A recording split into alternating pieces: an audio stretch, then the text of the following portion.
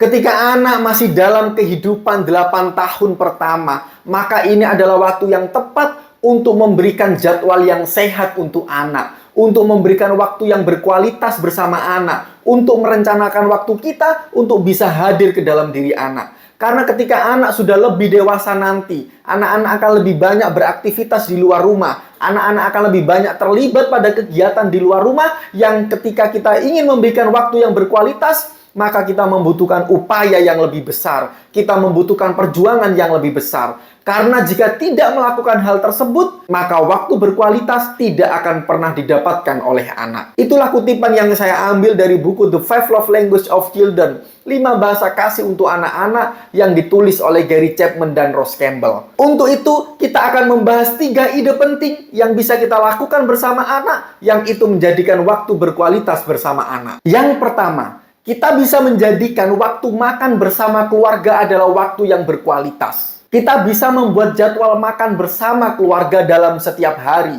Bisa itu makan pagi, makan siang, atau makan sore. Bisa itu setiap hari, atau seminggu sekali, atau sebulan sekali. Atau kita menempatkan jadwal. Jam 7 malam adalah waktu makan bersama keluarga. Di mana semua orang, semua yang ada di anggota keluarga harus hadir jam 7 malam setiap hari. Atau kita bisa menjadwalkan setiap tanggal 15 adalah waktu makan siang bersama seluruh anggota keluarga di luar. Dan lain sebagainya. Kita bisa menjadikan waktu makan yang sebenarnya adalah waktu biasa menjadi waktu yang berkualitas, asalkan saat makan ini kita memberikan perhatian yang fokus kepada anggota keluarga kita, terutama anak-anak kita. Saat kita makan, kita melarang semua anggota keluarga untuk membawa handphone, untuk membuka laptop, dan lain sebagainya. Kita fokus makan bersama, kita fokus bercengkrama dengan anak, kita fokus bercanda sambil menunggu sajian makan datang. Kita bisa memanfaatkan momen-momen ini menjadi momen yang berharga, menjadi waktu yang berkualitas bersama anak-anak kita.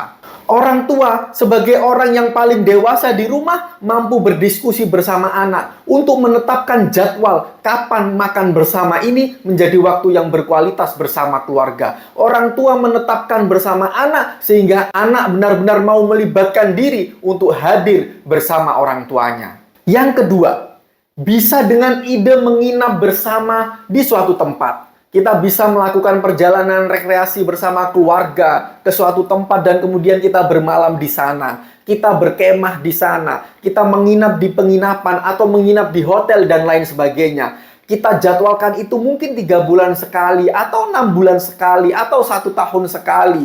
Tetapi ingat, waktu berkualitas tidak akan didapatkan ketika kuantitasnya tidak dicukupi oleh kita orang tuanya. Saat menginap tersebut, kita melakukan aktivitas bersama anak. Kita bermain bersama anak. Kita mengerjakan sesuatu bersama anak. Atau kita membuat proyek kecil bersama anak. Sehingga diri kita benar-benar hadir bersama anak. Bukan kita menginap di suatu tempat bersama anak, tapi kita sibuk membuka laptop, kita sibuk membuka email, kita sibuk melakukan pekerjaan kita sendiri yang sebenarnya kita hadir di dekat anak, tetapi sejatinya kita hadir di tempat yang lain. Maka ini tidak akan memberikan waktu yang berkualitas bersama anak. Waktu yang berkualitas adalah kita benar-benar hadir bersama anak. Saat kita menginap bersama anak, maka kita ada di dekatnya, hati kita ada di dekat anak. Kita benar-benar fokus bersama bermain dengan anak. Kita fokus mendampingi anak, kita fokus melakukan aktivitas bersama anak.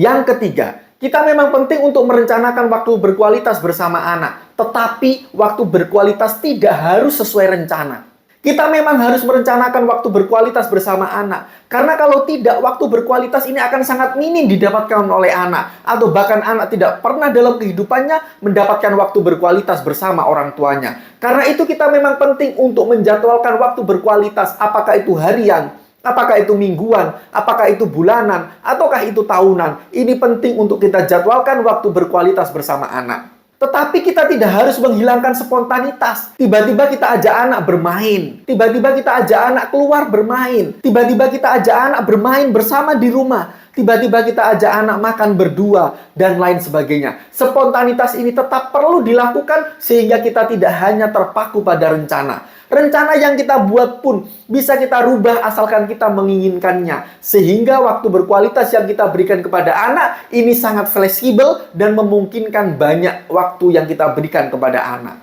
Banyak hal yang bisa kita lakukan dengan spontanitas, tanpa rencana, yang itu bisa menjadikan waktu yang berkualitas bagi anak. Bisa entah itu main hujan-hujan ketika hujan turun, atau mungkin main apa di luar rumah, atau bercerita di dalam rumah, atau masak bersama anak, atau apapun itu yang itu menunjukkan perhatian fokus kita kepada anak, yang itu menunjukkan kehadiran kita kepada anak, maka itu sudah menjadi waktu yang berkualitas di dalam diri anak. Kita memang penting untuk memberikan waktu berkualitas kepada anak yang terjadwal, tetapi kita tidak boleh terpaku pada jadwal tersebut. Kita bisa sesering mungkin memberikan waktu yang berkualitas dengan spontanitas-spontanitas yang bisa kita lakukan bersama anak.